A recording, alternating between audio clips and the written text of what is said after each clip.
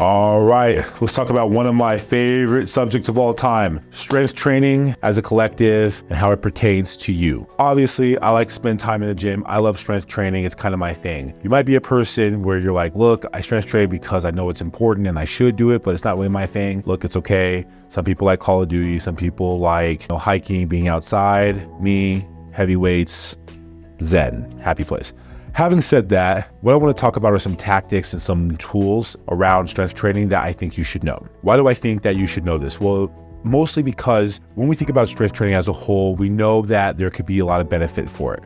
The problem is that the existential benefit is for everybody, regardless of the age group, regardless of the gender, however you identify with yourself. The problem is that a lot of people will ostracize themselves, or they'll begin to categorize why strength training isn't for them. Hopefully, we're going to debunk some of that and talk about some of the benefits and how this might be something that can benefit you, your life, your energy, and more importantly, your overall quality of life and your physique, if that's something that you're really into. The first thing I want to talk about strength training is the version of strength training itself, which is the overload principle. Overload principle basically refers to is how do we challenge our muscles? So if we're doing a certain exercise or a certain movement, whether it's an isolated movement or whether it's a compound movement, in strength training, there's utility to that. I'm going to do this thing so that I can get this type of result, whether it's aesthetic or whether it's performance-based. And many times what ends up happening is that somebody will say, I'm not going to do this movement because that movement as a whole is not meant for people like me. Here is how I want you to understand and think about your body from here on out. You're hearing it from the expert. Your body is a machine and its job is to adapt. We call this hormesis or a hormetic response. Hormetic response just has to do with basically challenging your tissue. If you perform an exercise through strength training, you want to overload, you want to challenge it. The more that you overload, the more that you challenge means the more extreme effects you're gonna get. This effect is probably gonna be something that's positive. Now, when I say that, I'm not talking about pushing yourself to the level of injury. Clearly, we wanna be safe. We wanna make sure that you strength train, right? And then you can come back and do it again, not tear out your shoulder. But having said that, most people get to an overload principle and they either do one of two things. They don't challenge themselves enough because they recognize that there's a level of discomfort. That discomfort is actually your friend, and it's reinforcing and it's telling you the tissue is being challenged. What you should do is finish your last rep or finish your last set of repetitions because that's good. Now, again, I'll come back and address to what level in a second.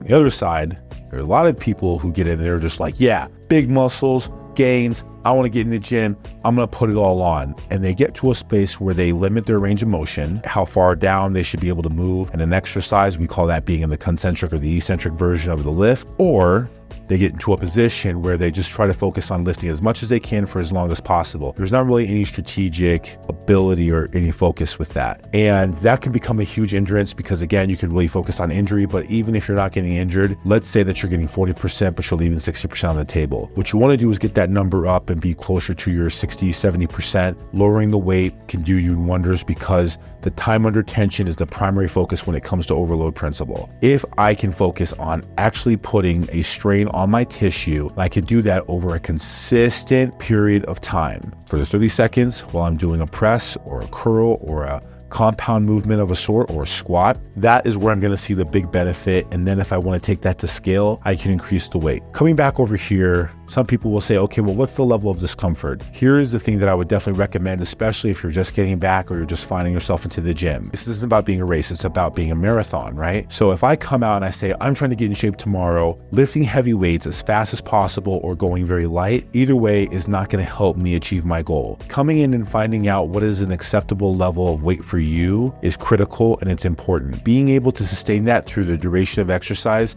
especially if this is something that you've just started with or been getting really in the process or the zone with, is something that's vital, because if you don't do that, you're probably going to undertrain, which means you're not going to maximize your time, or you're going to overtrain and you're going to end up feeling really exhausted and really spread thin. My recommendation is come in, start with an exercise, start with the lighter weight, something that you feel really confident in your ability to do.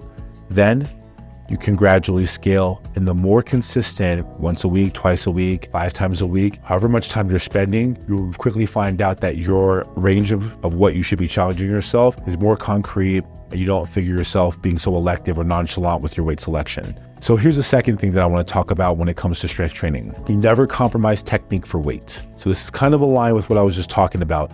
But many times I'll see people say like, okay, I have good technique when it comes to a compound movement. Compound movement just means that I'm exercising multiple muscles and multiple joints at the same time. So a squat's a perfect version of that because I'm using my hips, I'm using my knees, I'm using my ankles. And I'm also using my quads, my glutes, my hamstrings, the whole shebang, right? And so I get into my squat. I do a great job of putting on, say, 100 pounds when I squat. But then I'm like, okay, I really want to get strong legs. I want to get better at my squat. So I'm going to load up another 100 pounds. When the reality, I should only be increasing about 20 pounds for my particular body weight. Doing that and only going down part of the way is giving me a very low rate of return. We all understand the way compound interest works with money. And it says, if I could give you $1 and compound it at 3%, would you take that? Or if I could give you $1 and compound that at 10%, would you take that? Well, of course, if we're interested in having more money, we would obviously say, I want my 10%. But we don't think that way when it comes to fitness because we associate more weight with being more challenging. And although that does work and that is part of the process, it does not come in front of being able to get a full range of motion. So take that with you when you're going into your gym and you're training, or you're at home and you're focusing on range of motion. The last thing that I want to talk about has to do with mind-body connections. We might have heard this before, right? Like you might have heard in Pumping Iron Arnold, it's about the mind-body connection and you have to feel it, you have to do it, right? So mind-body connection is a little bit harder to think about, but the important part when you're thinking about mind-body connection to remember is that you have to ask yourself, what is the exercise I'm actually doing and how do I feel? What is the exercise? How do I feel? If I'm doing a shoulder press movement or a military press and I feel pain in my bicep or my leg, that means something is wrong. Probably not doing something right. But if I'm doing a movement and I'm doing it correct, where I'm going full range of motion and I'm not using too much weight, and I begin to ask myself, ooh, you feel something, great. Where do you feel that? Oh, I feel that in my shoulder. In that moment, without losing count, I just want you to think about that muscle and how it's moving. And that over time is what we talk about as a mind-body connection. Can I get the muscle that I'm moving to actually respond? And if I can do that, then over time, I'm actually going to be able to get my muscles to have a certain level of autonomy. So we've all seen the little kids that are like, look how strong I am, I can flex. And they do, the thing, but there's nothing that happens. Well, over time, what begins to happen is you see the muscle actually respond, right? That's what we're going to get to when we're trying to optimize our strength training, but it starts with your ability to think about what's happening and what's working. These are all some of the tactics that I really love to think about when it comes to strength training that I know are going to benefit you. There's some of the stuff that people underestimate, underlook, that probably are the major culprits for why they're not seeing progress or any gains in the gym. If you want to learn more about how you might be able to take advantage of more effective ways to become stronger, I highly encourage you first to click the button below, subscribe to the channel, because there's a lot of other videos out there that I have that are definitely going to benefit you. And definitely share this with somebody else. Don't be stingy. Share this around. It's good stuff. But definitely come and connect with me in my community. You can do that by clicking the link below. Doing that's going to help me figure out what's the best way to serve people like yourself who are really interested in maximizing your time in the gym. And that's why I'm here in front of the camera talking to you now. I look forward to seeing you in my community and having a conversation and figuring out how this information is helping you and what goals and progress you're setting for yourself. Till next time, my friends, I'm Natt, signing off.